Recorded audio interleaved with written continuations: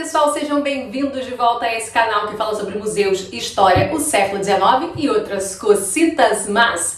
A cosita más de hoje é o vídeo que eu tinha prometido sobre a vida do Ayrton Senna, porque a Netflix vai finalmente, salve, salve, aleluia, lançar uma cinebiografia sobre a vida dele com 6 episódios, tá? E desculpa meu gato aí, gente. E por falar em gato, o Gabriel Leone vai fazer o Ayrton Senna, tá? Dessa minissérie da Netflix. Então olha só, pessoal, eu gosto de começar pelo início. Vamos ver, gente, quem era o pai e a mãe do Ayrton Senna, ver aonde nasceu o Ayrton Senna, né? O dinheiro, de onde veio o dinheiro do Ayrton Senna, por quê? Uma das críticas que eu vi vocês fazendo nos comentários, eu leio tudo que vocês escrevem, tá, gente? Por sinal, ó, dá o like aí, se inscreve no canal, comenta. E uma das coisas que eu vi vocês comentando é: nossa, mas vocês ficam venerando uma pessoa que já nasceu rica, né? Uma pessoa que nasceu tão privilegiada, tão beneficiada, que não fazia nada, só corria de carro com o dinheiro do pai dele. Nada a ver o que vocês, essas pessoas que vocês ficam venerando e não sei o que, lá, tem que venerar professor, tem que venerar médico, tem que venerar bombeiro. Vocês têm toda a razão, minha gente. Só que eu só queria dizer pra vocês o seguinte: eu acho interessante analisar o dinheiro, da onde veio o dinheiro do Ayrton Senna, porque isso é um pouco da história do Brasil. Como vocês sabem, esse é um canal, né, que conta um pouco da história do Brasil.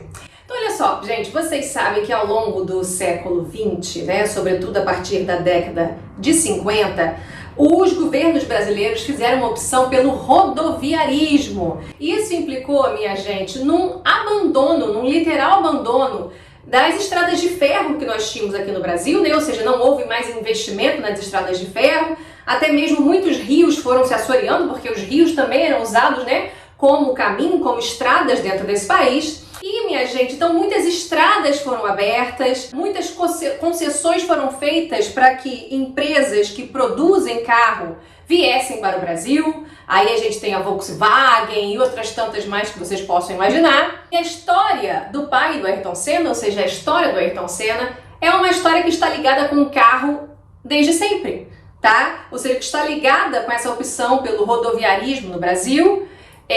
Porque o pai do Ayrton Senna, que se chamava Milton Guirardo Silva, Milton Teodoro Guirardo da Silva, o pai desse Milton, o Antônio da Silva, ele era um motorista do diretor do Horto Florestal de São Paulo, tá bom? Ou seja, já o avô do Ayrton Senna, esse Antônio, já guiava carro, tá bom? Quem gostava de carro era motorista do diretor do Horto de São Paulo. Como vocês podem ver, não é nenhuma riqueza ainda, tá bom? É uma classe média remediada. E o Milton, que é filho do Antônio, o Milton, ele, a partir de um determinado momento da vida dele, ele vai ser uma pessoa totalmente ligada a carro. Por que totalmente ligada a carro? Porque ele fazia peças automotivas. Como assim peças automotivas? Gente, um carro precisa de todo tipo de parafuso, vela, não sei o que, rebimboca da parafuseta. Eu que não conheço nada de mecânica do que, mas eu sei que o carro precisa de um sem número, né, de peças automotivas, e essas indústrias que estavam se instalando no Brasil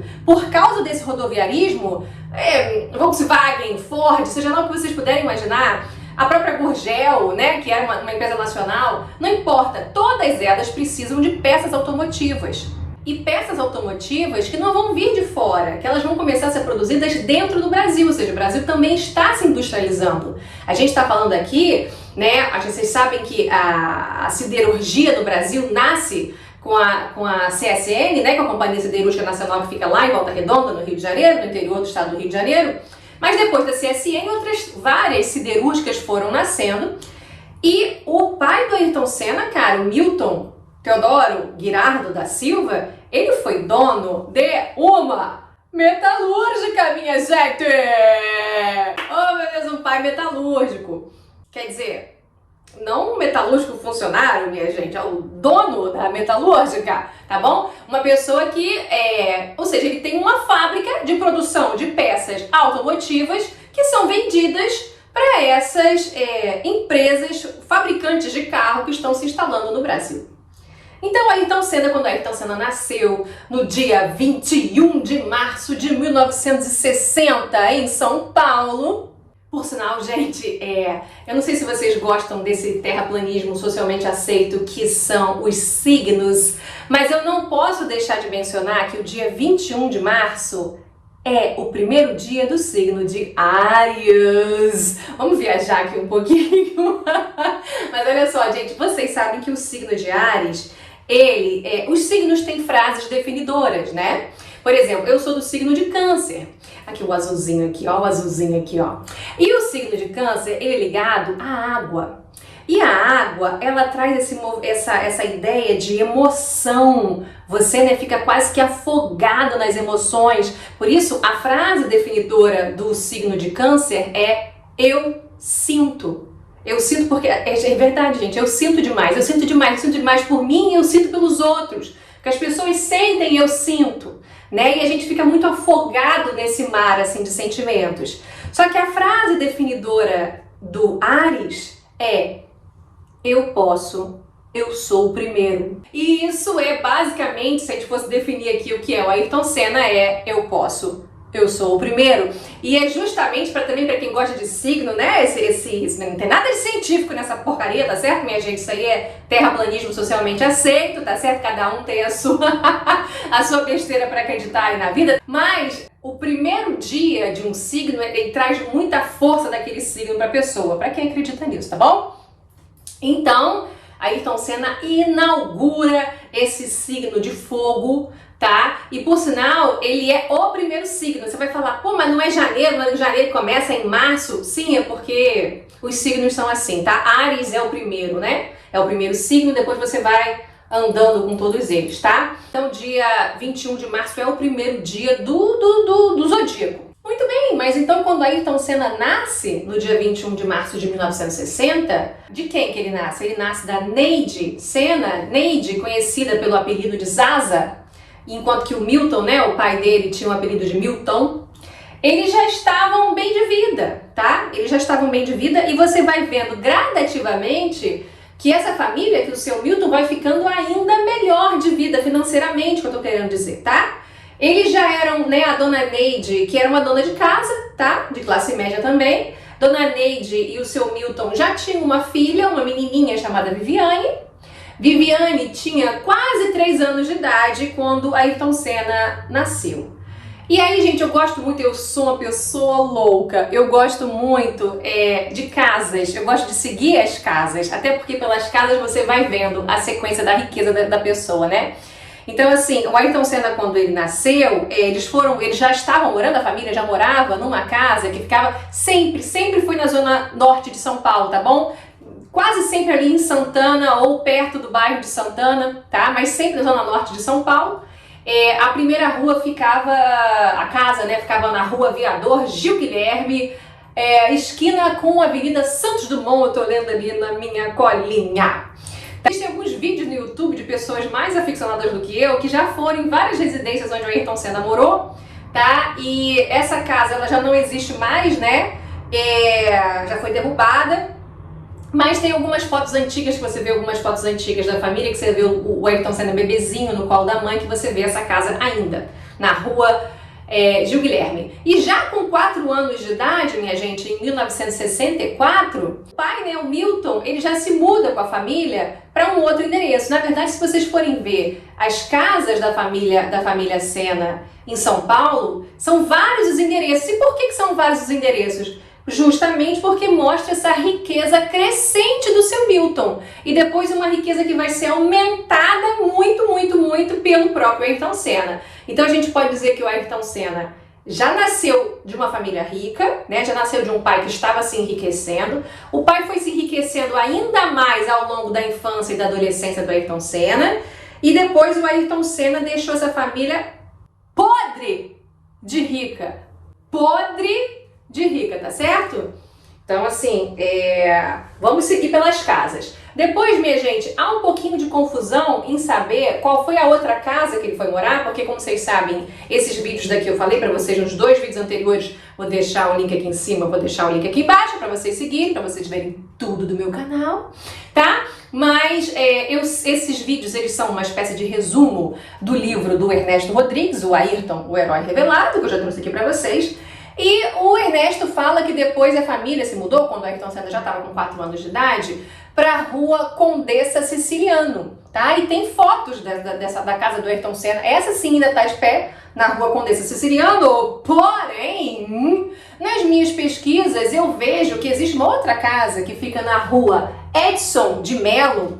Essa daí, Ayrton Senna parece ter crescido nela na infância. Então eu acho que o Ayrton Senna com 5 anos de idade, 6 anos de idade, 7 anos de idade, 8 anos de idade, ele está nessa casa que vocês estão vendo aqui imagens agora, porque eu sou dessa que traz, né, os documentos. Vocês estão vendo que essa casa na rua Edson de Melo, o Ayrton Senna passou parte da infância dele ali, e é uma casa que, por mais, como eu falei para vocês que foram vários endereços, por mais que a família tenha se mudado depois para outras casas, depois na rua Pedro, que também é famosa essa rua, que era uma descida, onde ele descia bem rapidinho com os carrinhos dele, tá bom? Tanto com o carrinho de rolimã quanto com o kart.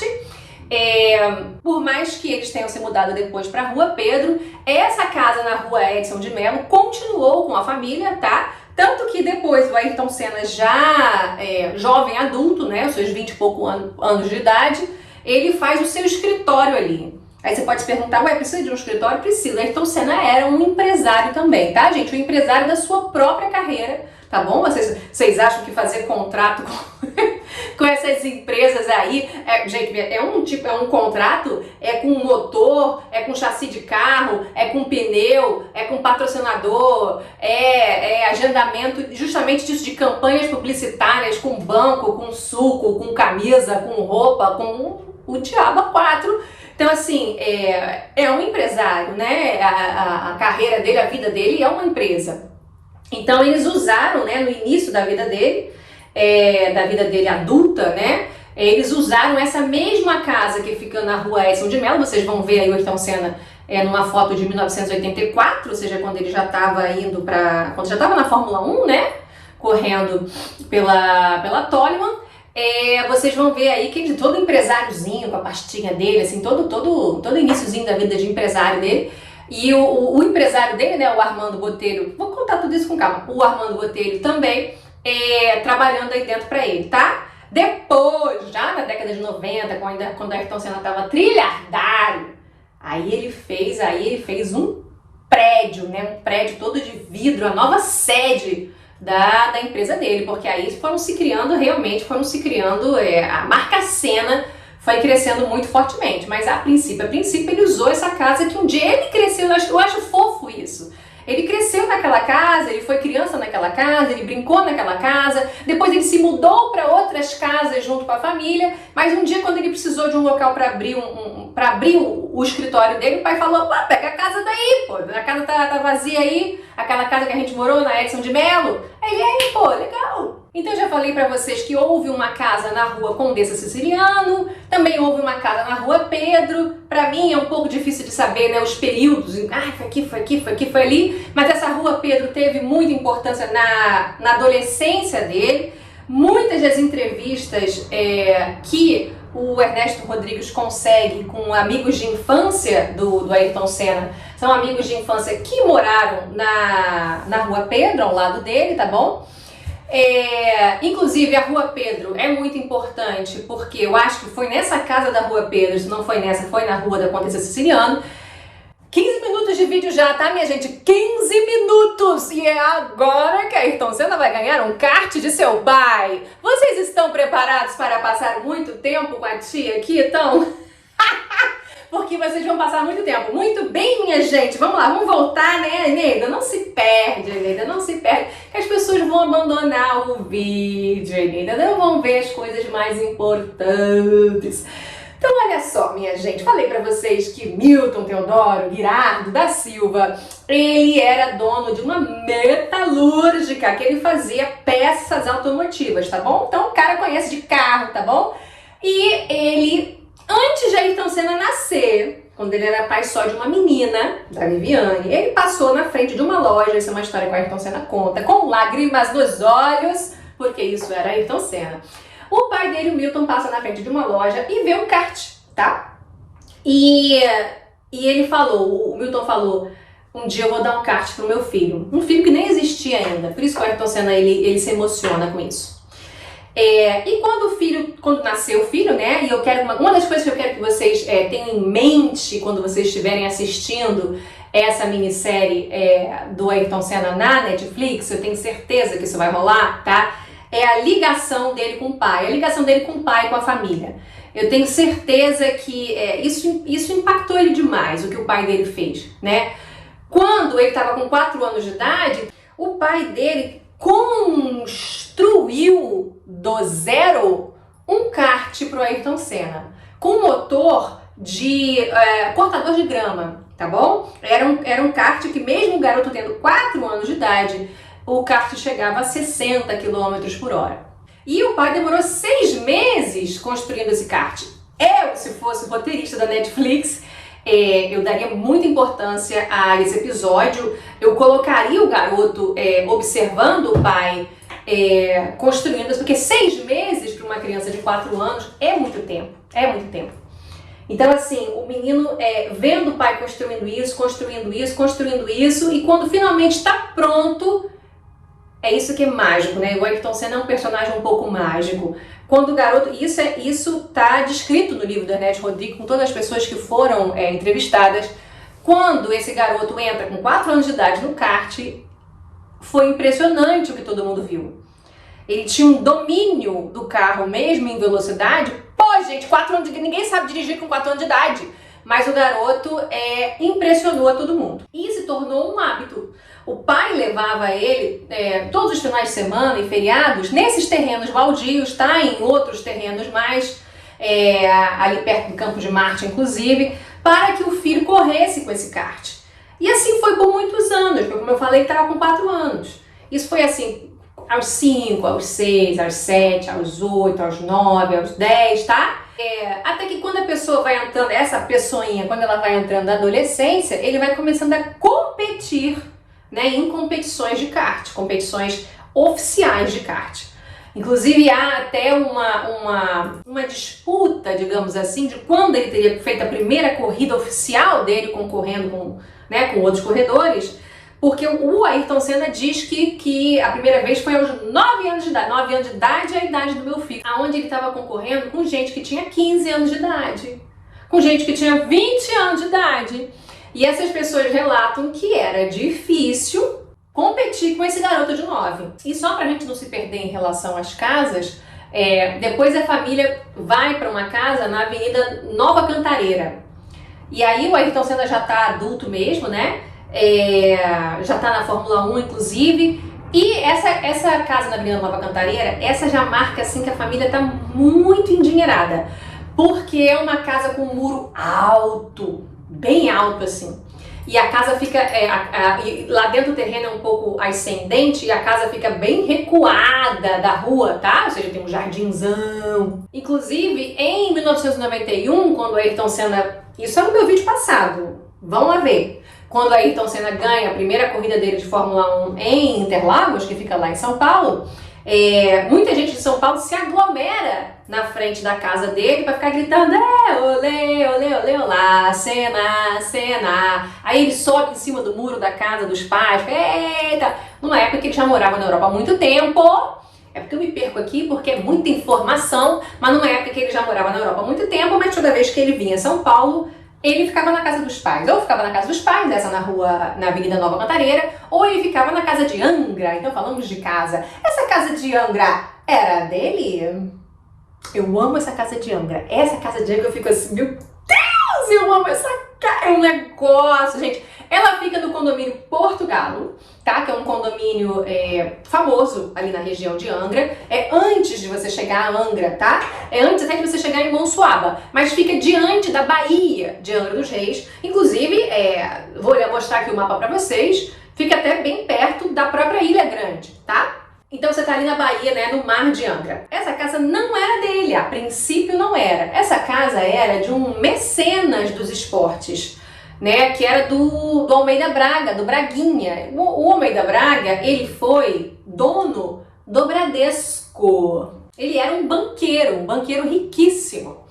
E o Braguinha que já foi casado com Vivi Nabuco, tá bom? Que é uma das netas do Joaquim Nabuco. Eu sou história, né, gente?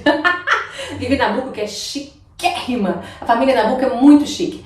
E depois ele teve 4 filhos com o Vivi Nabuco. E depois de Vivi Nabuco ele se casou com a Luísa. E com a Luísa ele também teve outros filhos. Embora ele tenha tido vários filhos com essas 2 mulheres, ele foi praticamente pai. Ele não era mecenas simplesmente, ele era quase que um pai de algumas pessoas do esporte brasileiro que ele adotava praticamente. O próprio Pelé fala muito bem do Braguinha, ele fala, pô, o Braguinha foi um pai pra mim. Não é só dinheiro, gente, não é só dinheiro que o cara tá, né, ele não tá só... É assim, ele vai em todas as competições que você for.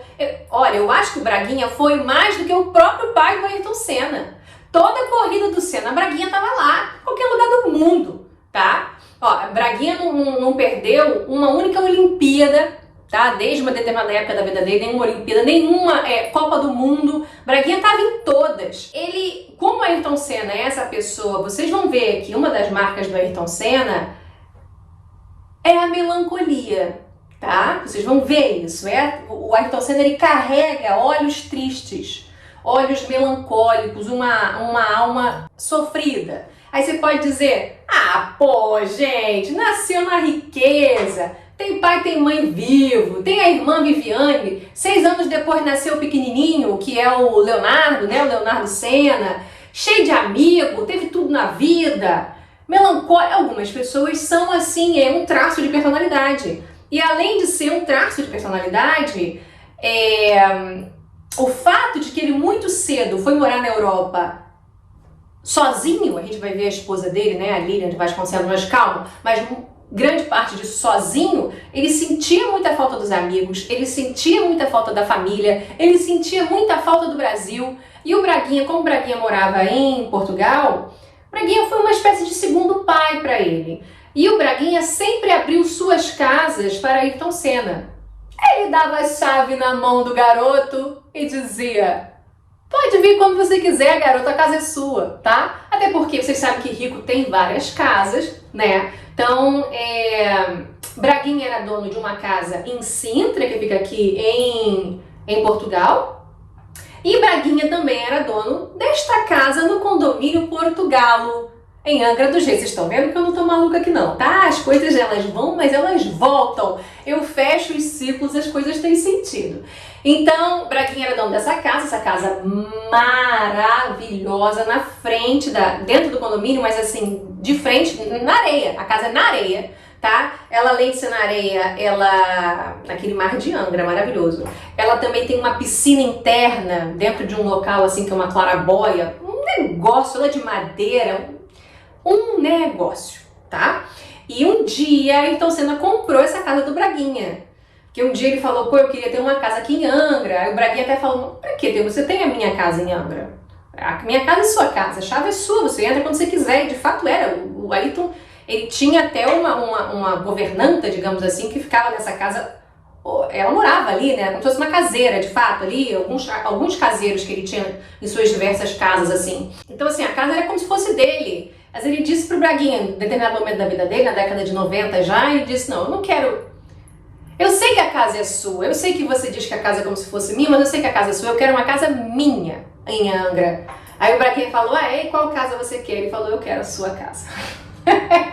Aí o Braguinha falou, pô, cara, minha casa? Aí ele falou, mas aí você pode vir na minha casa, que eu totalmente dou a chave, quando você quiser vir, você vem e tal. Então assim, a amizade com o Braguinha, eu queria uma amizade dessa, primeiro com qualquer pessoa. Não precisa ser rico, uma amizade dessa, de uma pessoa assim que me suporta, né?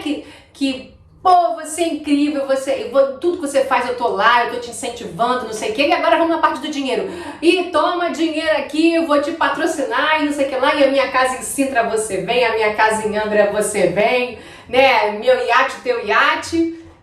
A amizade assim, pô, vale a pena. A própria casa de Sintra, gente, que o Almeida Braga tem, é uma quinta, né, que ele tem em Sintra. Sintra fica aqui perto de Lisboa, é como se fosse Petrópolis para o Rio de Janeiro, né? Ou Teresópolis para o Rio de Janeiro. É na região das montanhas, assim, do lado de Lisboa tem umas montanhas, que é essa cidade de Sintra, uma cidade linda, fofa, né, do século XIX, assim. As casas são muito lindas, tem muitas quintas maravilhosas, muitos palacetes. E tem essa quinta do Braguinha, tá? Que se chama Quinta da Penalva, ela fica na calçada da Penalva. E essa quinta, além de ter a casa principal, que é do Braguinha, tem uma casa de hóspedes ali no jardim. Vocês podem imaginar o jardim. Essa casa de hóspedes tem 3 quartos, tem uma piscina interna também, além da casa principal tem uma piscina externa também no jardim. Também tem uma claraboia linda, porque eu acho que os arquitetos do Braguinha gostavam muito de claraboia, o próprio Braguinha gostava de claraboia. Eu também amo claraboia, Braguinha, olha, eu amo. As coisas que tu gostava, eu gosto também. Esta casa de hóspedes dentro da Quinta da Penalva foi a casa do Ayrton Senna em Portugal por anos que a Ayrton Senna tinha a chave da Quinta da Penalva e ele ficava ali, tá? Toda vez que ele estava em Portugal, e ele estava muito em Portugal, eu vou explicar isso tudo pra vocês, embora ele tivesse um apartamento, nesse caso eu acho que o apartamento era alugado, em Mônaco, não sei se o apartamento era próprio, mas em Portugal, que é onde ele mais gostava de ficar, ele ficava na casa do Braguinha, até que em um determinado momento, se eu não me engano foi em 1991, vocês já percebem que está perto da morte dele, né, que ele morreu em 94, até que em 1991 ele finalmente compra uma casa própria, né, no nome dele em Portugal. Mas aí não em Lisboa e não em Sintra, e sim no sul de Portugal, em Algarve, tá bom? Dentro de um condomínio também tem uma casa que foi do Ayrton Senna por 3 anos, né? Essa casa também é muito famosa, uma casa incrível, linda, no Algarve.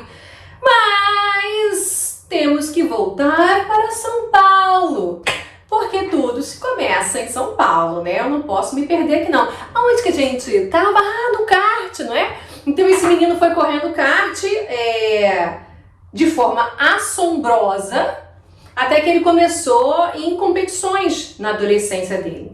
E vale dizer, minha gente, eu acho que isso, a série do Netflix vai focar... Eu vou ter que fechar aqui porque o sol tá um pouco... Lisboa também tem sol e é por isso que o Ayrton Senna gostava de Portugal, tá, minha gente? Porque a Europa é o inferno, no inverno, lá na Inglaterra, que é onde ele foi morar pela primeira vez. Eu não gosto, ele também não gostava, tá? Desse inferno, desse inverno, desse frio. E eu gosto assim, eu gosto de sol, mas não muito, quando eu tô gravando muito não, mas gosto sim de saber que tem sol lá fora, isso ele também gosta. Eu e a Ayrton Senna, a gente gosta muito do Brasil e das coisas que remetem ao Brasil, que se parecem com o Brasil.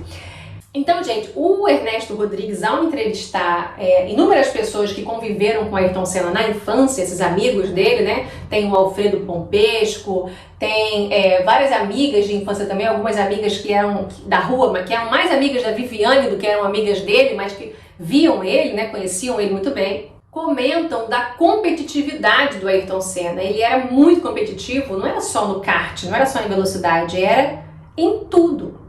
Eu falei pra vocês que o Ayrton Senna era uma pessoa de difícil convivência por causa disso, disso e outras coisas mais. Mas assim, ele não aceitava perder em nada. Isso às vezes é um pouco chato, né? Às vezes você tem que dar o braço a torcer, até pra, se um amigo seu é um pouco melhor que você em uma determinada coisa, não seria de boa amizade sua se você jogasse essa pessoa pra cima e dissesse, pô, cara, você é melhor do que eu mesmo, eu perdi no ping-pong. Porque o Alfredo, ele conta várias partidas de ping-pong em que o Alfredo era melhor do que ele no ping-pong e o Ayrton era um maluco, cara, que ficava, não, vamos de novo, vamos de novo, até ganhar do cara. E ficava treinando ping-pong em casa de madrugada pra vencer do Alfredo, que ele tinha que vencer do Alfredo, olha que saco! Mas os amigos, apesar disso, os amigos ficam, chato, mas a gente gostava dele, tá?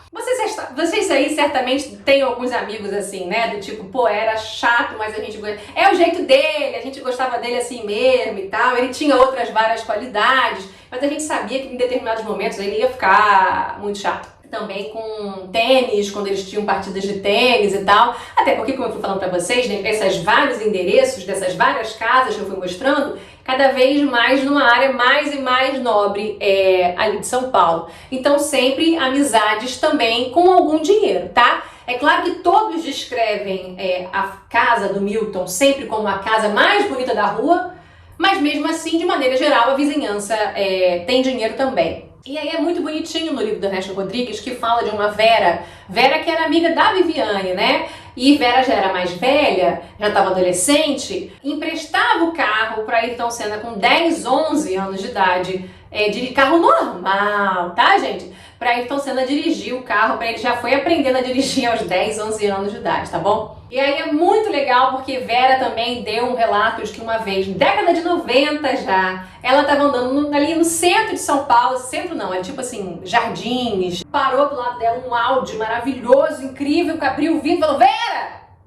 Aí ela, gente, um Audi, gente, cara assim, e ela tava na rua com o filho dela de 12 anos. Aí ela, Beco, que o apelido dele era Beco. Ele, pô, Vera, tu lembra de mim? Como é que ela não vai lembrar de você, amigo? Você virou Ayrton Senna. Aí eu, claro que eu lembro, você me ensinou a dirigir, cara. Ela, e aí ela, filho, Ayrton Senna, cara. Aí ele, eu sei, mãe. Aí ele, pô, entra aí. Aí ela entrou no carro dele e ele deixou o garoto dela dirigir o Audi dele. Oh, gente. Só esse tipo de história, eu amo esse tipo de história, gente.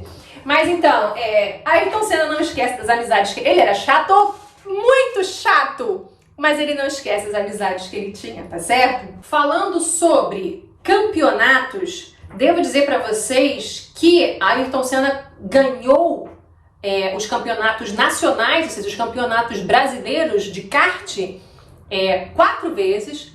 Assim como quando você ganha o campeonato nacional, você pode concorrer no campeonato sul-americano de kart, né? Ele também ganhou o sul-americano 2 vezes, tudo assim na adolescência, final da adolescência. E também competiu, aí foram as primeiras vezes que ele estava indo para a Europa, não para morar na Europa, mas para correr numa corrida específica, tá? Que corrida específica? O campeonato internacional de kart, o Mega Blaster Hyper Campeonato de kart. E ele nunca ganhou. O internacional, né, o Mega Blaster de kart, ele nunca ganhou. Ele foi vice-campeão 2 vezes, o que a gente sabe que para Ayrton Senna isso era de matar, porque a frase dele, conhecida, famosíssima, é: o segundo lugar é o primeiro perdedor, né? Para ele, só a vitória interessa. A outra frase famosa do Ayrton Senna, isso mostra, gente, isso mostra uma personalidade que buscava a vitória sempre, isso é muito importante para a vida de alguém, tá? Porque isso te torna um vencedor, porque você tanto busca que você acaba conseguindo, mas também revela uma característica que é muito dura consigo mesmo, porque você quase que não se aceita na grande parte do tempo, porque você está sempre lutando e está sempre se achando, está sempre lutando para melhorar, e quando você perde você fica muito mal consigo mesmo, às vezes fica mal com os outros, porque a gente sabe que às vezes fica fulano fez isso, fulano fez aquilo, tem a culpa de não sei o que, lá, mas assim, a gente sabe que no fundo você também fica muito mal consigo mesmo. Tem uma entrevista do Marcos Uchoa num podcast da Vida na Internet, vou colocar os links aqui embaixo, que ele fala que essa personalidade do Ayrton Senna fazia muito mal ao Ayrton Senna, né? Fazia muito mal ao Beco. Não falei que o apelido dele era Beco? Porque existiu o Senna, que essa personalidade era incrível pro Senna, porque transformou o Senna em Senna, mas pro Beco, pro Ayrton, essa personalidade era muito difícil, muito difícil. E uma das frases famosas dele também é que essa história de que o importante é competir é uma hipocrisia, uma falácia, uma balela, porque o importante é ganhar sempre. E aí quando ele tava mal, gente, quando ele tava de bode, que eu falei pra vocês que ele era melancólico, ele também às vezes ficava muito sério, muito sisudo. Você olha as fotos do Ayrton Senna e ele tá quase sempre com o seio franzido. Ele tá sempre pensando, preocupado, analisando, calculando. Ele tá sempre imerso naquilo dali, um pouco leve. E ele transformava a vida de quem estava do lado dele em peso, era pesado também. Porque ele pesava o ambiente. Isso assim, isso não sou eu que estou falando, né, gente? As pessoas que trabalhavam com ele falavam. Era difícil trabalhar com ele. Perfeccionista. Ele mesmo não se aceitava quando ele errava alguma coisa, ficava muito mal. Como eu gosto de relacionamentos amorosos e particulares e de amizade, uma coisa é isso pro trabalho, outra coisa é quando você leva isso pra dentro de casa. E ele levava. Se ele perdesse alguma coisa, ele ficava de bode dias dentro de casa, às vezes sem falar com ninguém. né? E a gente, quando vai pensar nessas mulheres que foram viver a vida delas ao lado do Ayrton Senna, por exemplo, a mulher dele, né, a Lilian de Vasconcelos, vamos por partes, né? vai indo por partes, eu vou pôr para vocês entenderem, mas assim, a mulher que abandona a sua família, que abandona a sua cidade, que abandona a sua vida, que abandona alguma faculdade que pudesse vir a fazer, ou algum trabalho que tivesse, para ficar do lado de alguém que foi morar em outro lugar, né, foi morar em outro país, que foi morar na Inglaterra, por exemplo, que foi o caso dele, ela espera que não seja só a vida dele que interesse, que a vida dela importe também. Não é isso que é um relacionamento? Um relacionamento não é uma vida a dois. Não é todo mundo cedendo pelo relacionamento, em prol do casal, do relacionamento, ou só a vida de alguém que importa? Eu sei que é natural, que é comum, quando alguma coisa acontece de ruim na sua vida, que você fique um pouco carrancudo, que você fique um pouco... É normal. Mas assim, é sempre assim? Entendeu? É dias de bode, dias fechado, dias sem falar nada, dias com senho franzido. E o outro, cara? E o outro que tá ali do teu lado? Que saiu do Brasil pra morar com você? Que tá longe da mãe, do pai, numa época que não tem WhatsApp, que não tem internet, que até pra fazer telefonema era caríssimo, as pessoas às vezes faziam uma vez por semana e rápido, tá? Que as pessoas ainda se correspondiam por carta, né, que o voo demora 13 horas para chegar em São Paulo. Então, assim, e o outro? Como é que fica o outro que abriu mão de tudo isso e que ainda por cima lá fora, como é que é?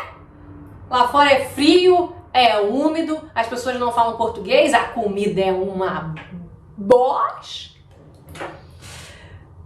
a cultura é completamente diferente e só o que importa é ele, é o trabalho dele, é as corridas dele. É difícil, né, gente? É difícil. Assim, eu tô falando, e olha que eu tô falando da Lilian, que foi a mulher dele de fato, foi a única pessoa que se casou com ele, e Lilian, ela só passou um ano com ele ali na Inglaterra. Esse ano que ela passou com ele praticamente só vencia, Agora, outras mulheres viveram com ele em momentos da vida dele em que ele estava perdendo muitas corridas. Essa, olha, que vocês vão ver aí, a Cristiane Ferraccio, tá? Ferraccio, que é muito pouco comentada, poucas pessoas conhecem ela. Não sei se vai estar na Netflix. Eu, sinceramente, se não tiver, eu vou ficar muito revoltada. Porque, assim, eu que li o livro do Ernesto Rodrigues, gostei muito dessa mulher, achei ela chiquérrima, achei ela o máximo. E é uma das raras morenas na vida dele, né? É interessante ver alguém, porque nós morenas também temos o nosso impacto, né, gente? E aí, essa mulher, as coisas que ela relata ali, que ela viveu com ele, eu também não aceitava, não. Ah, porque eu sou milionária e não sei o que, pá.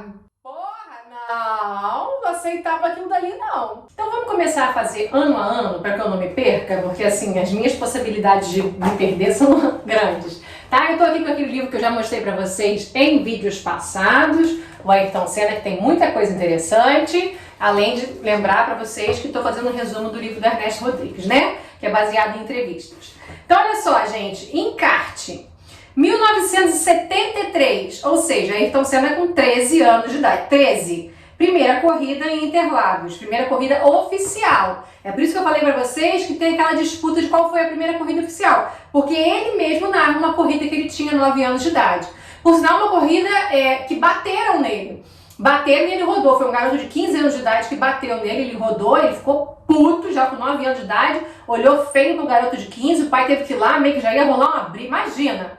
Né? E engraçado que essa frase é interessante, uma frase que o pai disse, mataram o meu garoto. Quando ele viu aquela fumaça e tal, aquela nuvem de poeira subindo, não foi ali que mataram o teu garoto ainda, tá, Milton? Infelizmente.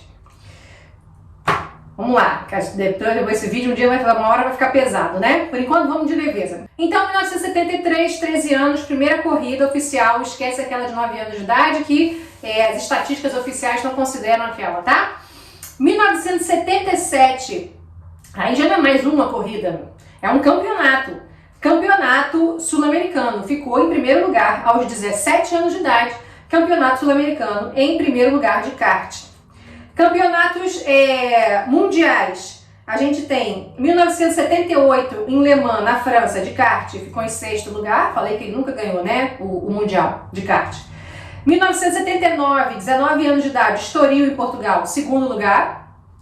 1980, já, ou com 19 ou já fazendo 20 anos de idade já, Nivelles, na Bélgica, em 2º lugar também. 1981, em Parma, na Itália, já com 21 anos de idade, 4º lugar. 1982, Kalmar, Suécia, em 14º lugar. Mas também 82 já era o momento que ele estava vivendo outras coisas da vida dele, a gente vai ver isso aqui agora.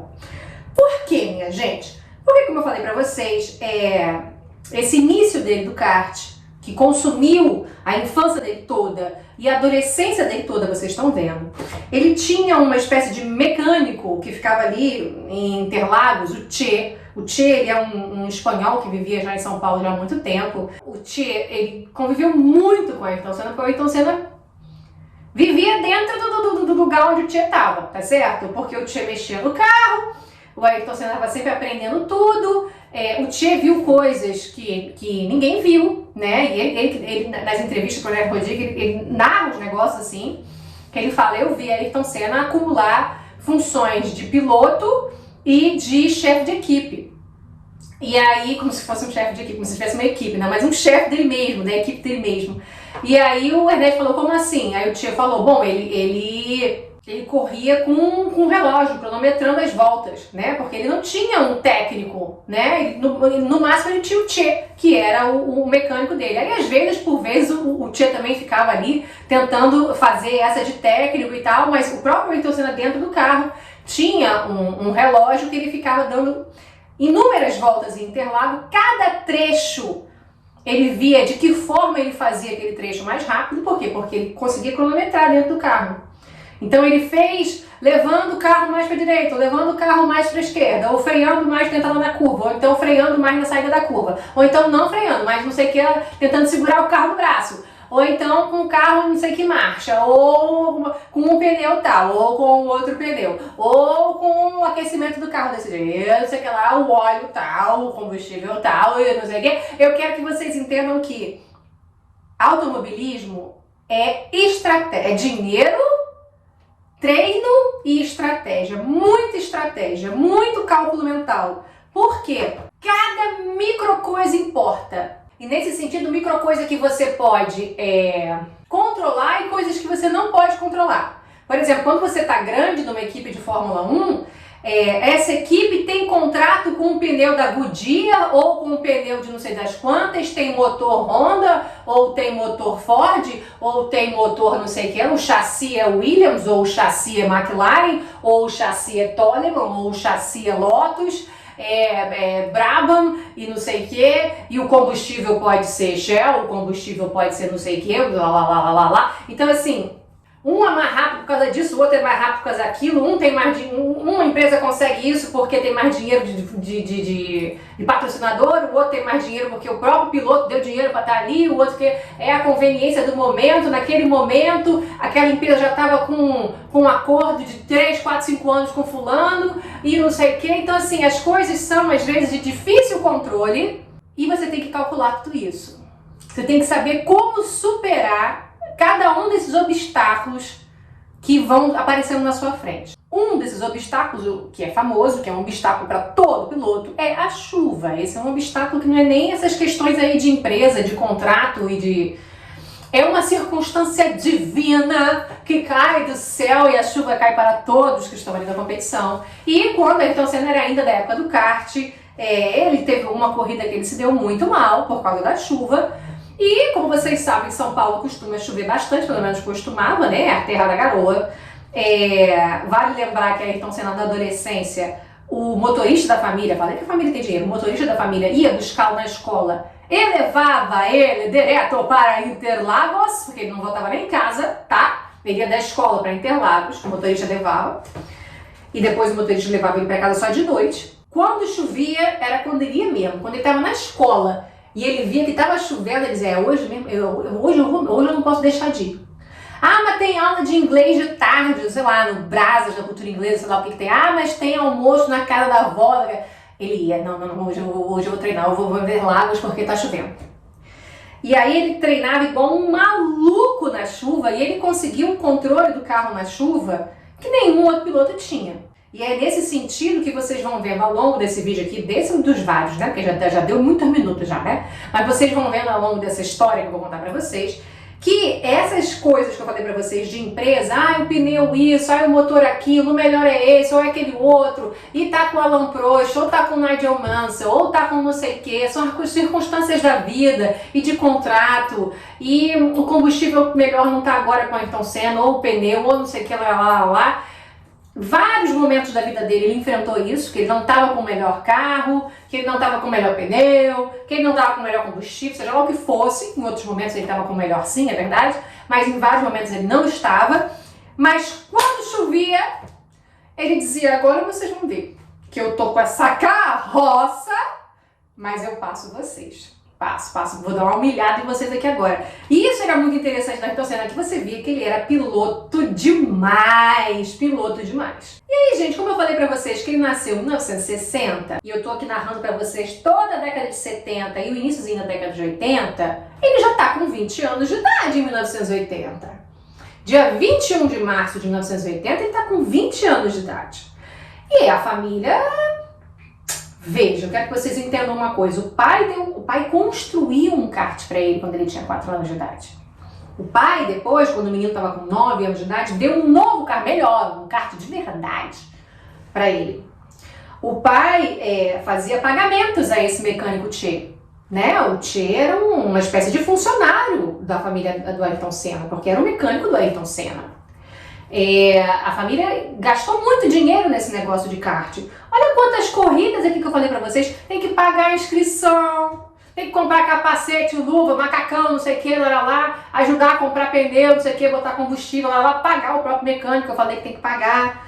Tem que pagar as viagens aqui, ó, Le Mans na França, Estoril em Portugal, Nivelle, Bélgica. E é sozinho, adolescente, eu tinha que ir com, vai com a tua mãe, ou vai com o próprio pai, ou vai o Tchê com você nessa corrida daí, paga passagem pra um, paga pra outro, paga hotel, paga não sei o que, paga... Vocês estão achando que ter filho correndo é coisa molezinha? Seu Milton tava gastando dinheiro com esse garoto, viu? E ele já tá com 20 anos de idade, e ele parece até que começou a fazer faculdade de administração porque o Milton era empresário. Milton tinha essa metalúrgica que eu falei pra vocês, essa fábrica de autopeças. Além disso, depois o Milton também teve somando, né? Não é porque ele trocou uma pela outra, não, somando. Ele também teve uma empresa de construção civil, né? De material de construção civil. Aí eu não sei o que era, se era uma fábrica de tijolo, se era uma fábrica de tinta, de canos. Talvez seja dentro da metalurgia também, talvez fossem canos, não sei, parafusos, alguma coisa desse tipo, mas era dentro da construção civil. Além disso, o seu Milton depois também, ao longo, né, dessa adolescência e fase adulta do Ayrton Senna, tinha fazenda, comprou fazenda também, tinha fazenda até na Bahia, ele tinha fazenda, ele tinha algumas fazendas. Uma das fazendas da família, aí nesse caso eu acho que foi o próprio Ayrton que comprou, foi a de Tatuí. Eu não sei se é o Ayrton ou se foi a família como todos, foi o próprio pai que comprou. Mas tinha de Tatuí também, a de Tatuí chegou a ter um cartódromo enorme, que o Ayrton construiu um cartódromo ali dentro. Não importa que ele tinha várias fazendas. Então assim, o seu Milton tinha muitas oportunidades de trabalho para o Ayrton, tá bom? De administrador de empresa. E o seu Milton precisava que o Ayrton virasse adulto. Faculdade, vamos começar a trabalhar, tô precisando de você, seu irmão, o Leonardo, é 6 anos mais novo que você, tua irmã é psicóloga, e aí? Vamos acordar pra vida? E o Ayrton insistindo com o pai, pai, eu quero ser piloto. Aí o pai, como assim piloto? Piloto? Você já foi piloto, já ganhou campeonato de kart aqui no Brasil, sul-americano, já participou aí do campeonato internacional de kart várias vezes, ficou até em 2º lugar. O que mais? O que mais que você quer? Não, eu quero sair do kart, quero ir para outros tipos de monoposto. Monoposto são esses carros, o Stock Car é um carro normal, né? O monoposto não é um carro normal, é um carro que tem uma pessoa só, tipo Fórmula Ford, né? Fórmula 3, Fórmula 1, né? E era isso que ele queria.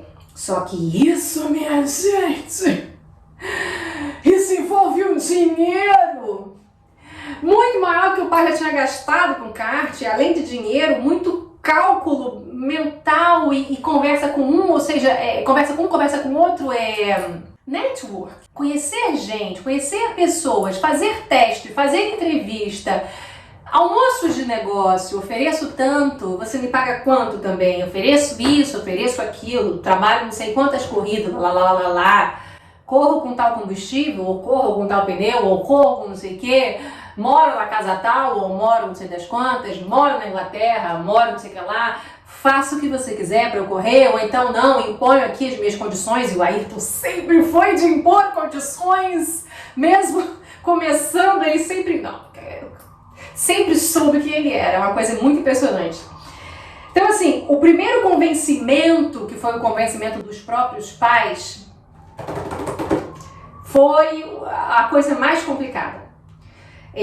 Mostrar para o pai de que é isso que eu quero fazer e isso não faz de mim menos adulto, mas vai largar a faculdade de administração, e coisa que, pai, eu quero ser piloto, pai, assim, se a Netflix não mostrar isso, esse conflito que foi dentro de casa, aí você pode me dizer, mas o pai não deu um kart para ele? Um não, fez um, depois deu o outro quando ele era mais velho, pagou tudo isso para ele participar dessas competições, não queria que ele fosse piloto? Não.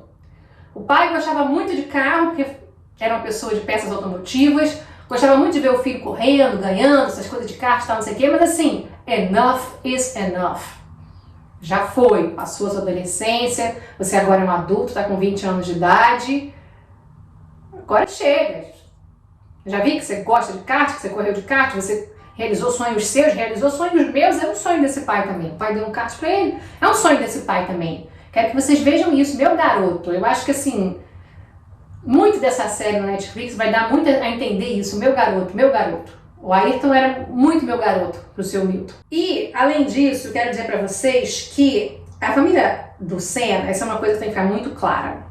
Ela era muito conservadora, muito tradicional e muito conservadora. Inclusive, eles eram católicos, como toda a família da elite brasileira era, né?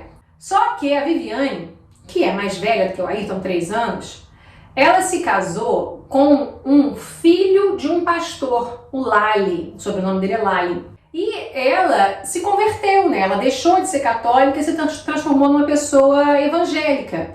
E assim, uma evangélica bastante dedicada à religião. O próprio marido dela também rezava bastante dentro de casa, porque filho de pastor e tal. A mãe do Ayrton Senna, a dona Neide, que sempre, a Zaza, que sempre foi católica, começou a acompanhar a filha também nisso, começou a entrar um pouco na religião evangélica. Eu não sei de qual igreja eles eram, mas eu tenho quase certeza que não era nenhuma igreja neopentecostal, dessas que a gente conhece hoje em dia, do tipo Assembleia de Deus ou Universal.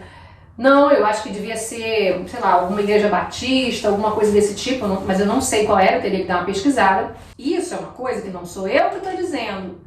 É uma das namoradas do Ayrton que fala, uma das namoradas mais longevas dele, ela ficou 4 anos com ele.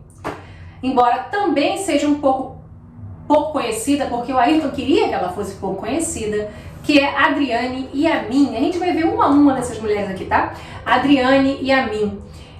Filha do cara das duchas Corona, ou seja, filha de um mega empresário no Brasil, também de São Paulo. Coincidência das coincidências, Adriane morou na Rua Pedro quando a Ayrton morava na Rua Pedro. Dá pra acreditar nisso? Só que ela era bem mais novinha do que ele, ela é 9 anos mais nova do que ele. E o pai dela também enriqueceu. Olha que coisa, gente! Na mesma Rua Pedro, 2 caras bem ricos, o pai do Ayrton e o pai da Adriane, né? O Corona lá. E assim, muito ricos os dois. Tanto que depois os dois saíram daquela rua também. Quem primeiro saiu foi a própria Adriane. O pai da Adriane saiu daquela rua quando ela tinha uns 3 ou 4 anos de idade. Mas ela fala que apesar disso, ela ainda tinha flashes, mesmo tão novinha assim, ela ainda tinha flashes dela na grade de casa, assim, na Rua Pedro, de ver os meninos mais velhos descendo de carrinho de rolimã a rua, porque a Rua Pedro é uma descida, né, bem grandona. E um desses meninos era o próprio Ayrton. Anos depois ela veio reencontrá-lo, quando ela estava com 15 anos de idade, já morava numa outra região de São Paulo, e ela encontrou ele em Angra dos Reis, porque o Ayrton, mesmo antes da casa do Braguinha, já frequentava Angra dos Reis também, e estava até num hotel. Ela falou que estava hospedado num hotel, ou seja, não tinha a casa do Braguinha ainda, né? Esse relacionamento com o Braguinha assim tão estreito. E foi ali em Angra dos Reis que eles se reencontraram, em 1984, em dezembro de 1984, ou seja, Ayrton Senna já com 24 anos de idade e ela com 15. Aí vocês teçam seus comentários aí do que vocês acham disso, tá bom? Mas assim, isso também era muito comum no Brasil, tá? Na década de 80, na década de 90, de que meninas mais novas namorassem rapazes mais velhos, já maiores de idade. As mães só pediam que o namoro fosse comportado, ou seja, sem sexo, tá certo? Mas assim, eu não sei o que vocês acham disso. Eu ia ficar extremamente desconfortável de uma filha minha tá passando por isso, mas isso foi muito comum no Brasil, muito comum, tá bom? E o Ayrton foi muito comportado com ela, foi um relacionamento muito comportado. 4 anos assim, eles só... Ela lançou um livro, tá? Ela lançou um livro aí, a Adriane Yamin, e deu várias entrevistas agora em vários canais, e ela dá a entender nas entrelinhas. Esse eu não li ainda, eu li o da Adriane Galisteu, né, o Caminho das Borboletas, mas esse da Adriane Yamin ainda não comprei, ainda não li, mas eu quero. Ela dá a entender de que eles só consumaram mesmo quando ela já estava maior de idade. Ou seja, mais pro final, se não maior de idade chegando perto ali, ou seja, mais pro final. E ela sabia, e outro babado também, que eu também não posso negar, ela sempre soube, e ele também deixava isso claro para ela, de que existiam 2 pessoas. Existia o Beco, que namorava com ela, o apelido dele, né, o Beco, o Ayrton namorava com ela, enquanto que o Senna era outra pessoa. E o Senna pegava muita mulher, enquanto que ele estava com ela, tá certo? Pegava muita mulher na Europa e pegava até no Rio de Janeiro. A gente vai ver uma delas conheceu a Ayrton Senna em 1985. Falei para vocês que a Adriane Yamin começou em 84, foi de 84 até 88, né? 84, 85, 86, 87, 88, né? Que foi dezembro de 84, a gente não conta, a gente fala 85. 85, 86, 87 até dezembro de 88. Se ele conheceu Cristine Ferrácio, que eu já falei para vocês, a Morena, em 85, do período da Adriane, né? Da Adriane Yamin. A própria Marcela Prado também, que tem vídeo dele num barco, num iate no Caribe, em 1986, com Marcela Prado e outros amigos mais. Marcela Prado, que é aquela que deu a confusão da suposta filha depois, tá? Que a gente vai falar sobre tudo isso. Tem isso no meu vídeo passado também. 86 também é período da Adriane Yamin. E outras tantas e outras várias que a gente nem sabe. Tem a Vera também, a Vera aqui de Portugal, que também ficou com ele por muito tempo. A Vera também é muito pouco conhecida. Essa nós não temos imagens, porque ele nunca mostrou foto, nem ela nunca quis sair a público, né? A gente não sabe como é que era a Vera, quem é a Vera, mas é uma moça aqui de Portugal também, que esteve com ele por bastante tempo também. Tudo isso junto da Adriane Yamin. Eu vou trazer aqui alguns vídeos para vocês verem sobre tudo isso. Mas eu tava falando de Adriane Yamin, pra você ver como é que eu me perco. Mas eu tava falando sobre a Adriane Yamin porque foi ela que citou isso, tá bom? O que ela citou? Sobre a religião da Viviane, da mãe do Ayrton também, de que dentro da igreja deles tinha uma pessoa que era um pouco vidente, né? Um cara que era um pouco vidente. E isso aí por volta de 1981 mesmo, 1980, 1971, por aí. De que esse cara teria falado com a mãe do Ayrton, com a própria Viviane também, dizendo que Ayrton ia morrer correndo. Que era melhor ele não seguir essa carreira, que ele ia morrer correndo. O cara viu isso. Isso não sou eu que estou dizendo, é a Adriane Yamin que disse. Tinha uma pessoa que era lá da igreja deles, que tinha algumas inspirações divinas, né? E a dona Neide consultou ele, que o filho já estava correndo de Fórmula Ford ou Fórmula 3, eu não me recordo. E essa pessoa disse pra dona Neide que se o Ayrton continuasse correndo, ele ia morrer correndo. E aí o pai cortou a verba dele, pôs ele no escritório do pai pra trabalhar e não sei o quê, pra encerrar com aquela história. O fato é que ele sofreu demais, ele amava aquilo que ele fazia. Ele tentou sim agradar os pais, fazer a vontade dos pais, mas aquilo deixou ele extremamente infeliz. E ele tomou a decisão de que ele preferia se arriscar a morrer correndo do que viver sem fazer o que ele amava fazer. O medo de me machucar, o medo de morrer. E isso era um fantasma que existia na família e na cabeça dele também. Né? Se eu sou o que eu sou, eu devo muito à minha família, aos meus pais, sobretudo. Ou seja, o próprio Ayrton contou pra ela, né? Ele falou, pô, pra minha família foi muito difícil pra me aceitar correr, né? Pra aceitar que eu fosse piloto, tive que convencer meu pai, tive que convencer minha mãe, que uma coisa foi o kart, mas aí eu me mudar pra Europa, eu saí debaixo da asa da minha mãe, debaixo da asa do meu pai, de fora da casa dos meus pais, porque eu não morava com os pais.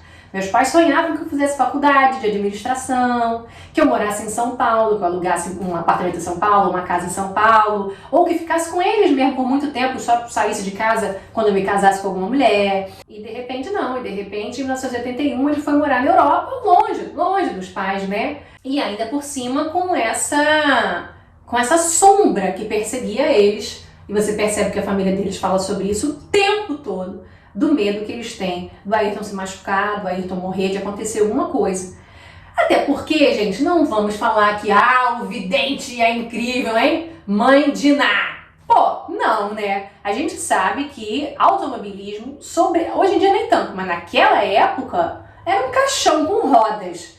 Se eu for contar pra vocês aqui todos os casos de pessoas que morreram ou que tiveram acidentes graves, um deles vai estar certamente na série da Netflix, que é o Nick Lauda. Nick Lauda, piloto de Fórmula 1 famosíssimo, tem até um filme aí dele, se vocês quiserem ver, tá? É o Rush, tá? Rush. Nick Lauda que sofreu um acidente na Fórmula 1 muito sério e que pegou fogo, o carro pegava fogo muito fácil, né? Por causa do tanque de combustível. E ele ficou pegando fogo mesmo com capacete, mesmo com aquela roupa, né? Mesmo com a balaclava que ele tinha, por isso que a progressão de tecnologia dentro da Fórmula 1 é muito impressionante, que depois as roupas vão cada vez se desenvolvendo mais, os capacetes vão se desenvolvendo mais, os carros vão se desenvolvendo mais, até para te proteger contra incêndio também, e contra batida e contra tudo mais. Mas Nick Lauda ficou com o rosto todo destruído por causa do incêndio. Ele não morreu, mas ele ficou com o rosto todo destruído. E o Ayrton, no livro do Ernesto Rodrigues, tem amigos que comentam, né, pessoas que conheciam o Ayrton que comentam que o Ayrton ficava nervoso de olhar pro Nick Lauda, porque aquilo era um aviso ambulante de que coisas assim podiam acontecer. E o Ayrton tinha muito nervoso de questões físicas, né? Pelo livro eu percebi isso. Ele também tinha muito nervoso de olhar até pro Frank Williams também. Frank Williams, dono da equipe Williams, e também sofreu um acidente seríssimo e ficou paraplégico. O Frank Williams andava numa cadeira de rodas. E o Ayrton, toda vez que via o Frank Williams nos autódromos, ele ficava muito nervoso. Ele olhava para baixo, olhava para o lado, olhava brevemente, quando falava com o Frank Williams, olhava brevemente no olho dele e já virava. Ele tinha muito nervoso disso. Mas é isso, assim. E tem um outro também, um francês que morreu, também tá no filme do Rush também, se vocês forem ver. Antes até do acidente do Nick Lauda de pegar fogo, esse francês, o carro dele bateu e passou por baixo. Era um piloto que tinha um olho azul. Era um olho, mas era um olho, parecia assim o mar de Nice. Parecia a Côte d'Azur. E era um francês, assim, ele era considerado gatíssimo dentro da Fórmula 1. E o carro dele passou por baixo de um guardrail que estava meio mal posicionado. E ao passar por baixo, como não tinha uma proteção assim, um pouco para cima do carro, passou por baixo, foi arrastando por baixo. Então o guardrail decapitou o piloto. A cabeça dele junto com o capacete ficou assim no chão, do lado do carro. Então isso era a Fórmula 1. Então assim, não é, o vidente da igreja, ele viu. Cara, não precisava, né, ter muita evidência para ver que o negócio era perigoso. Então vamos para 1981, dentro desse ambiente que eu tô narrando aqui para vocês. E o Ayrton falando, pai, mãe, eu vou fazer dinheiro, vocês não vão só gastar dinheiro, eu vou fazer dinheiro, eu sou bom nisso que eu faço, eu tenho certeza, vai dar certo, não sei o que tu morreu o quê? Não vou morrer, não sei o que. E aí convenceu os pais de que ele ia então correr de Fórmula Ford 1600 pela equipe Van Diemen, tá bom? Tá aqui. Só que agora ele tinha que se mudar para a Europa para isso, 1971. E ele não queria ir sozinho, porque o Ayrton é essa pessoa que eu tô falando pra vocês, que é muito ligada à família, é muito ligada aos amigos, é muito ligado ao Brasil, à própria língua portuguesa, ao jeitão brasileiro, ele é isso. E ele mesmo falou com um amigo dele, se não me engano era o próprio Alfredo Pompesco, aquele do ping-pong que eu falei com vocês, que ele conhece o Alfredo há muito tempo, né? E desde novo, assim, desde 13 anos de idade, 14 por aí. E ele falando com o Alfredo, eu não quero ir sozinho, não vou ficar depressivo lá, não vai ser bom, pô, a Inglaterra é fria, já fui lá, é frio, é úmido, bosta. A cidadezinha que eu vou morar também, que fica perto lá do autódromo, perto da equipe, né, da Van Diemen, onde ficam os carros e a fábrica. É uma cidadezinha que só tem velho, cara, não tem nada pra fazer. Muito diferente de São Paulo, muito diferente. Eu vou com alguém, cara, eu vou... Aí ele falou, mas vai com quem? Ele disse, eu vou propor casamento a uma pessoa que eu já tô de olho. Quem que ele tava de olho? Era uma outra menina que ele também conhecia desde criança. Que menina é essa? O nome dela é Lilian de Vasconcelos. Essa menina ele conhece desde que eles são criança de chupeta. Eles eram criança muito pequena mesmo. Porque a mãe da Lilian era amiga da dona Neide, da Zaza. E elas se frequentavam as casas. E mesmo quando não era para frequentar a casa, iam no mesmo clube. E assim, a Lilian tem lembranças de quando a Ayrton ficava dando caldo dela na piscina, né? Ficava jogando água na cara dela. Ela é um pouquinho mais nova que ele, não muito. Um pouquinho mais nova do que ele também. E em 1981, ele encontra ela em São Paulo e olha para ela com outros olhos. Ela mesma fala nas entrevistas dela, ela fala, eu percebi que naquele dia ele me olhou com outros olhos. E que dia? Foi um dia justamente que ele estava dentro do carro, junto com o Alfredo, uma Mercedes do pai dele. Tava passando a Lilian junto com a mãe dela na calçada e ele falou para o Alfredo, é aquela dali, o que você acha? E aí o Alfredo só fez caiu o queixo do Alfredo assim, tipo, caraca, porque ela era bonita mesmo. Ela era um pouco dentucinha e bochechudinha assim, mas assim, ai gente linda, se vocês virem foto do casamento, ai que menina, um cabelo maravilhoso, um olho azulzão. E assim, eu hoje em dia que tô mais gordinha, mais velhinha, hoje em dia eu olho pro corpo das meninas assim, eu fico, ai gente, que corpo lindo. Um braço, gente, um bracinho todo torneado assim, um corpinho, uma cinturinha linda. E o Alfredo também viu que era linda. E ele falou, pô, pode ir, vai que essa tá boa. E aí foi nesse dia que ele saiu do carro pra falar com ela, tipo, oi, dona fulana, oi Lilian, tudo bem? E a Lilian falou que ele olhou pra ela com outros olhos. Só que Lilian estava noiva de um empresário. Ela ia casar, estava com um enxoval pronto, com as toalhas com a letrinha dela e a letrinha do cara já gravada, já bordada já. E o Ayrton foi encontrando com ela em alguns lugares, não sei o que, foi chavecando, foi não sei o que lá. E foi insistindo para que ela terminasse aquele noivado. Falei para vocês que a família do Ayrton Senna é muito conservadora e muito religiosa também. A princípio era católica, mas depois a entrada da religião evangélica ali dentro só deixa as coisas ainda mais conservadoras, né?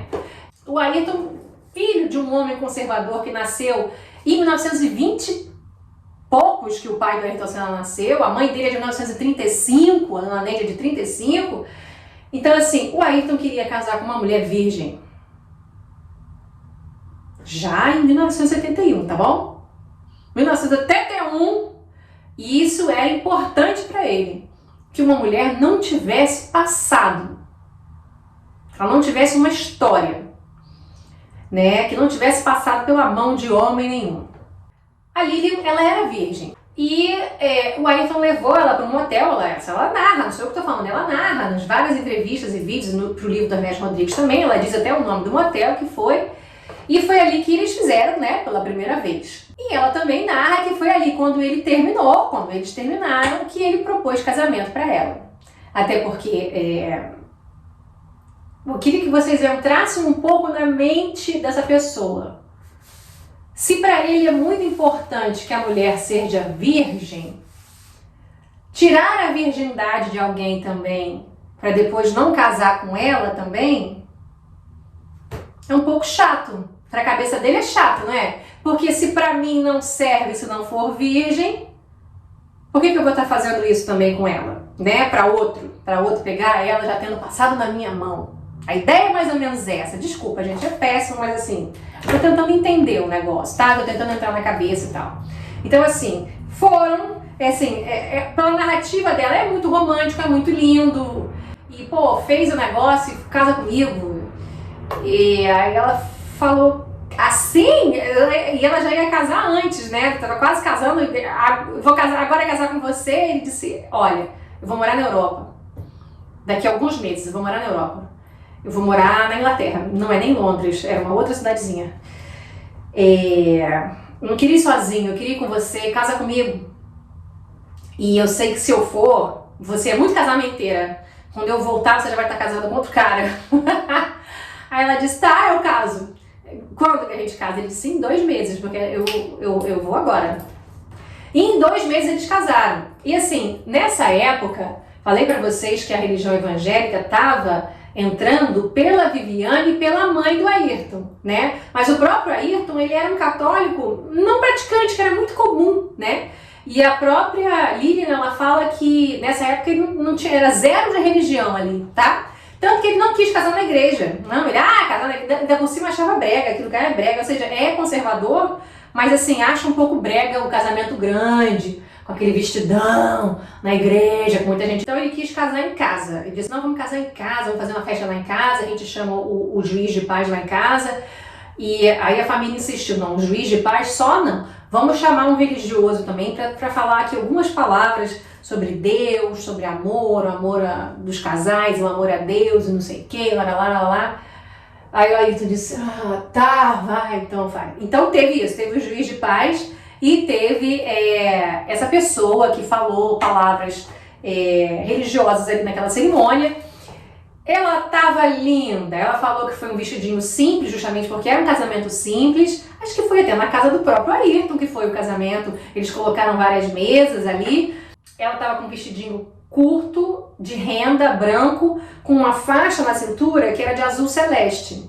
E o Ayrton, ele tava com uma camisa azul de seda. Tava até desabotoado aqui no início, assim, achei gatinho. Eu acho que ele era muito gatinho. Ele era um pouco complexado porque ele era meio orelhudo, mas assim, sempre foi uma gracinha. E aí eles foram pra lua de mel deles nos Estados Unidos, eu acho que era até a casa de algum parente dele que tava, acho que era em Chicago, se eu não me engano, nos Estados Unidos, passaram alguns dias lá, e de Chicago foram, eu acho que era Chicago, foram direto pra Inglaterra, tá bom? E aí foi o grande choque da Lilian, que eu tava falando pra vocês. Eu quero que vocês entendam que Lilian é da elite de São Paulo. Lilian sempre teve empregada doméstica. Lilian sempre teve motorista. Lilian sempre estudou nas melhores escolas. Vocês sabem como é que são as casas dos ricos no Brasil. Espaços enormes, jardim gramado, piscina, churrasco sábado e domingo, festa na casa de um, festa na casa de outro, vai no shopping com as amigas e não sei o que lá. Só que na Inglaterra o negócio era outro. Por que o negócio era outro? Porque ele foi contratado pela Van Diemen para correr pela Fórmula Ford 1600. O pai já está gastando dinheiro com isso. Ele teve que conseguir patrocínio de outros lugares também. Não era só o pai patrocínio, mas teve que conseguir patrocínio de outros lugares também, porque senão não dava. E aí esse dinheiro todo envolve pagar aquela casa. Eles não tinham como pagar empregada doméstica, até porque isso na Inglaterra, ainda mais naquela época, era muito raro. Então, assim, ele passava o dia no autódromo e Lilian lavando, cozinhando, passando, varrendo, limpando, numa casa que era mais velha, que era mais acanhada com o padrão que ela estava acostumada. E ela falou que até mesmo no dia que eles chegaram, a casa estava com os móveis antigos, porque a casa já era mobiliada. E o antigo morador tinha vários gatos e o sofá fedia horrores. E que eles disseram, Jesus, não dá pra ficar aqui não. Imagina a Lilian, cara. Oh, que baque, meu Deus. Aí a primeira noite eles passaram na casa do chefe da equipe, né? E jantaram lá. E ela falou que o jantar era todo contadinho, sabe? É assim, um hambúrguer pra uma batata pra outro. Tudo contadinho, uma batata pra um, batata pra outro. Uma carne aqui, uma carne ali, um negócio. Pronto. E aí ela viu que a vida era diferente. Que a vida ia ser bem diferente. E algumas entrevistas da Lilian, a Lilian passou muito tempo sem aparecer. Assim que o Ayrton O casamento só durou um ano, né? O casamento só durou um ano. Quando esse casamento terminou, que já foi no final de 81 ou 82, você não sabia da Lili em 83, você não sabia da Lili em 84, você não sabia da Lili em 85. Tanto que Nelson Piquet lançou aquela história de que Ayrton Senna era gay. E Ayrton não citou o nome da Lilian, ninguém citou o nome da Lilian. Outros nomes foram citados para poder matar esse fantasma da homossexualidade, como se fosse um fantasma terrível, mas vocês sabem que o Brasil naquela época era difícil, né?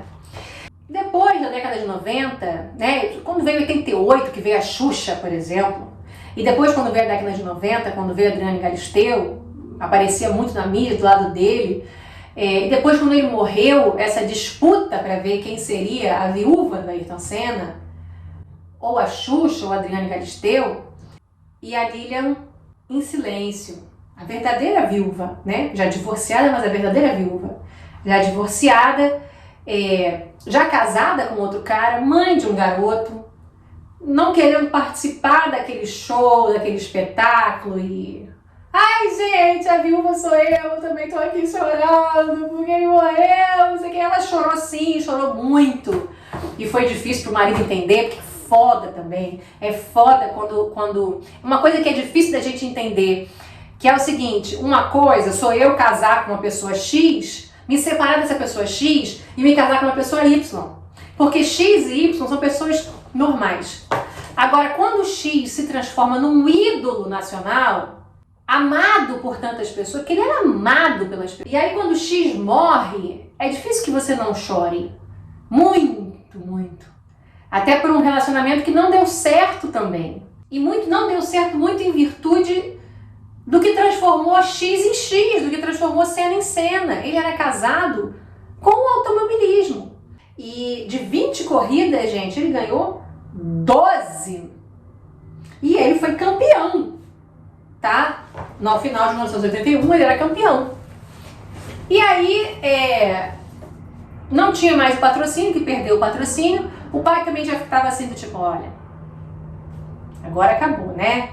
Agora acabou. Outra coisa também, Lilian não estava se sentindo bem, porque como eu falei pra vocês, a vida lá pra ela estava muito solitária, estava muito trabalho pra ela também e muito pouco retorno pra ela. Porque assim, não posso dizer nem pra você que a Ayrton Senna era rico, ela roeu o osso, ela mesma já falou isso numa entrevista. O meu momento com ele, eu roí o osso, né? Ele não era famoso, ele não tinha dinheiro. Quando eu falo assim, claro que se ela fosse pro Brasil com ele, a família tinha muito dinheiro, mas eu tô dizendo assim, na Europa, ele ainda não tinha dinheiro. Então eles moravam dessa forma mais simples, que pra ela estava acostumada com outras coisas. Não tinha fama, não tinha dinheiro.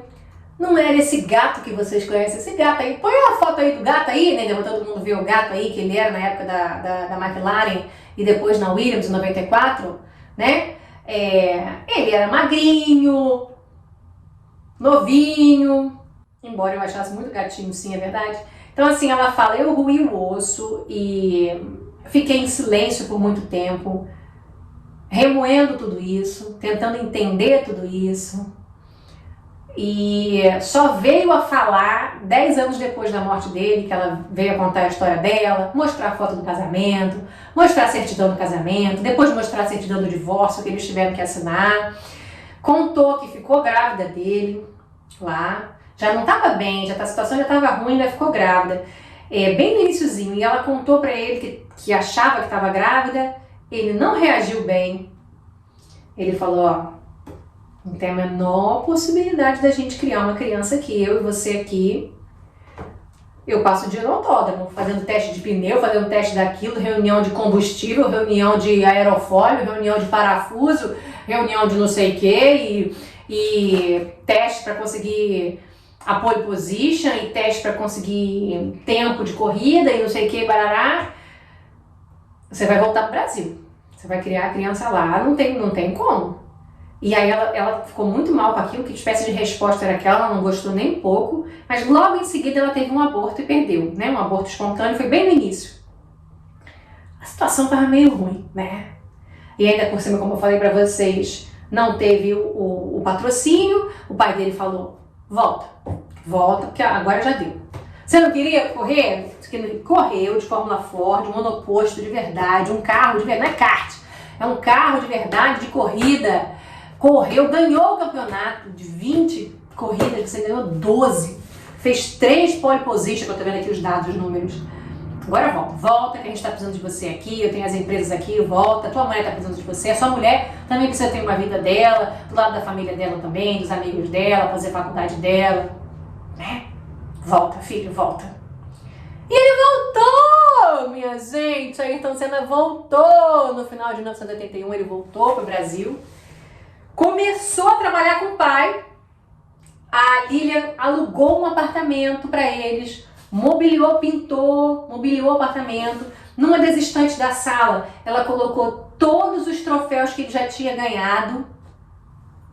E tava assim, e ela tava muito animada, que ela tava assim com um ar de recomeço, sabe? Tipo, aqui vai ser melhor, aqui vai ser melhor, a gente vai viver melhor, e o que tava meio ruim lá, aqui vai ser melhor.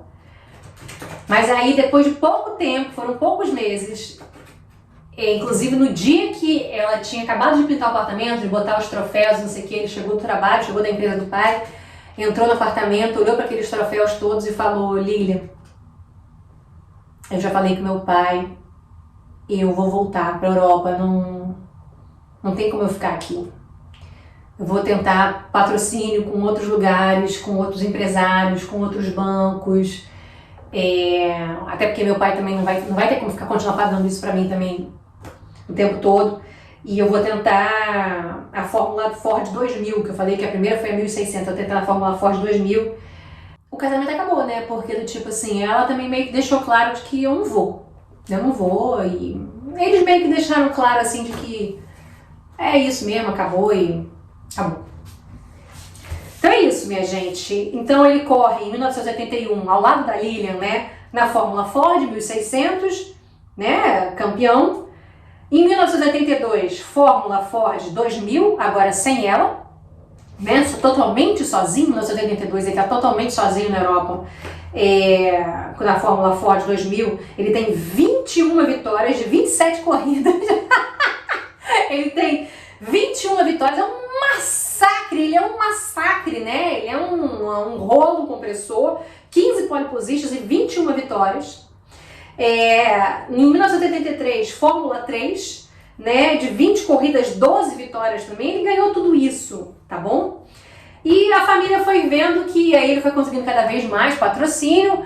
A família foi vendo que de fato ele ia se transformar num piloto. Falei pra vocês que naquela casa que ele tinha em São Paulo, aquela antiga casa que foi da família, ele transformou até numa empresa dele, né? O início da empresa Senna, que estava justamente, ele tinha um empresário que estava agenciando essa vida dele, agenciando tudo isso, até press release ele fazia sobre ele mesmo, né? Não ele, mas ele contratava jornalistas. Ele próprio dizia para o jornalista: você vai escrever isso, isso e isso no press release. Que a minha corrida foi assim, foi assado, que perdeu tal coisa, lá, lá, lá, lá. E ele mesmo mandava as fotos, tá? Porque ele contratou um fotógrafo famoso também, quer dizer, ficou famoso com o tempo, né? Contratou um fotógrafo que batia muitas fotos dele, por sinal um fotógrafo que ele conheceu em 81. Foi uma corrida que ele ganhou, a Lilian estava até no autódromo e ela estava comemorando junto com ele, aí o cara bateu várias fotos dele com a Lilian, e já antes ele estava batendo várias fotos do Ayrton dentro do carro. E aí depois dessa corrida o Ayrton foi conversar com ele, que é um britânico, né? Aí ele falou: por que você estava batendo tanta foto minha? E aí o cara falou: não, porque eu trabalho na empresa tal e eu tenho que bater foto de todos os pilotos sul-americanos para enviar para essa empresa e fazer alguns relatos de corrida e tal, não sei o quê. Aí o Ayrton: você pode, além de bater isso eu tenho que bater, você pode me fotografar algumas extras? Aí o cara falou: vai, se você me pagar. Eu disse: pô, é claro que eu te pago, cara. Aí ele: faço. E aí aquilo se tornou até uma amizade, né? E esse cara foi o primeiro fotógrafo do Ayrton. Então assim, o Ayrton já tinha uma mente de social media, digamos assim, né? De press release. Ele enviava as melhores fotos para todos os jornais e já mandava matéria pronta! Ele já mandava matéria pronta para os jornais e assim: publique. E os jornais, às vezes, o caderno de esporte, né? Porque, às vezes o negócio vem pronto, às vezes você não tem espaço, você fala assim: quem é você para querer entrar no meu espaço tão apertado aqui no jornal. Mas às vezes não, às vezes tá precisando realmente de informação, o negócio já vem pronto, o texto, a foto, e o cara de fato, porra, um brasileiro que tá correndo na Europa, nessa Fórmula Ford aqui, 2082, de 27 corridas o cara ganha 21, realmente é significativo, né? Vamos botar ele aí no jornal e tal. Até que, gente, no final de 1983, há uma grande negociação para que ele comece a correr na Fórmula 1. Essa foi assim, um grande salto. O pai dele foi para a Europa para ajudar também nas negociações. E aí, gente, na Fórmula 1, ele começa pela equipe Toleman, tá? E de 14 corridas, ele não tem nenhuma vitória, até porque o primeiro carro dele esse carro da Toleman era um carro bem complicado, mas já era o início da Fórmula 1. Mas ele já mostrou que veio. E assim, esse vídeo está longuíssimo, eu não posso continuar porque está longuíssimo. Mas deixa eu terminar de uma forma aqui interessante. O primeiro ponto do Ayrton Senna na Fórmula 1, aí pela Toleman, lá em 1984. Não sei se vocês sabem, mas o pódio, ele é feito só do primeiro lugar, o segundo e o terceiro, tá bom? O primeiro lugar ganha não sei quantos pontos, o segundo ganha um pouco menos e o terceiro ganha um pouco menos. Porém, o quarto, quinto e o sexto também pontuam. E o sexto lugar ganha 1 ponto, inclusive. E aí, teve uma corrida que era da África do Sul, de 1984, que se eu não me engano era a segunda corrida daquele campeonato de 84, que o Ayrton fez das tripas coração para conseguir pontuar com aquele carro porcaria, ele sendo iniciante na Fórmula 1. E quando eu falo que ele fez das tripas coração para ele poder pontuar, é porque o carro... Então assim, estava muito difícil de guiar, a direção do carro era muito duro, o volante era muito duro, e ele fazendo muito esforço, ele conseguiu terminar em 6º lugar. E assim, isso pra ele foi... A própria Toleman foi o primeiro ponto que ela fez naquele campeonato, né? Naquele campeonato, na Fórmula 1 de maneira geral, não é nem naquele 84, primeiro ponto 84, não, foi o primeiro ponto que a Toleman fez, quem lhe deu foi a Ayrton Senna. E aí a equipe, assim, tem projetista, tem mecânico, tem o chefe de equipe, tem diabo 4, tem patrocinador, a pessoa falou, caralho, 1 ponto, ele conseguiu 1 ponto, não sei o quê. E aí ele não conseguia sair do carro. Por quê? Porque a mesma coisa que aconteceu em 91 aconteceu com ali naquele momento, foi a primeira vez que aquilo aconteceu. Ele ficou estressado fisicamente, né, a musculatura dele, porque ele era muito magrinho, não tinha preparo físico de fato. A musculatura dele ficou destruída. E eu acho que o máximo que ele conseguiu fazer foi sair do carro, ajudaram ele a sair do carro, inclusive, e ele ficou deitado no gramado por 1 hora, porque ele não conseguia levantar, até que veio a ambulância, que veio não sei o que levaram para o hospital. Vou mostrar algumas imagens dele no hospital, até com aquele, sabe aquela coleira assim no pescoço, ele ficou assim, tipo, parecia uma múmia, passou um tempo no hospital assim, porque ele ficou destruído.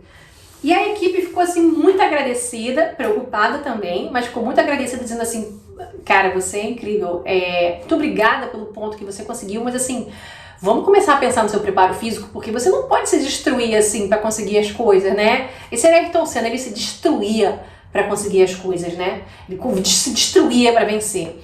E vamos começar a pensar no seu preparo físico aí. Agora, uma outra coisa também muito interessante, além